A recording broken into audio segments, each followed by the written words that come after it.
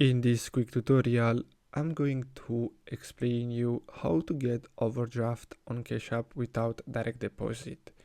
So basically, you're gonna have to turn on overdraft coverage, and in order to be able to do that, what we're gonna have to do is that we need to earn the green status. So how do you earn this? So basically, if we scroll down and we take a look here, so you can get free overdraft coverage when you earn status with Cash App Green. So you just have to spend $500 with your Cash App card or deposit $300 in paychecks each month to earn green status. So how much does it cover? So free overdraft coverage is available for up to $200. So your overdraft coverage amount depends on how much you direct deposit into Cash App, your activity and other factors.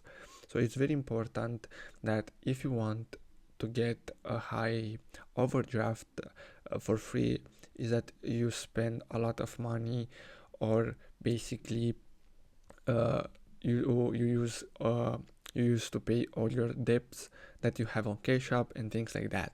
So basically that's all for today's video, guys. I hope you found this video helpful. Thanks for watching.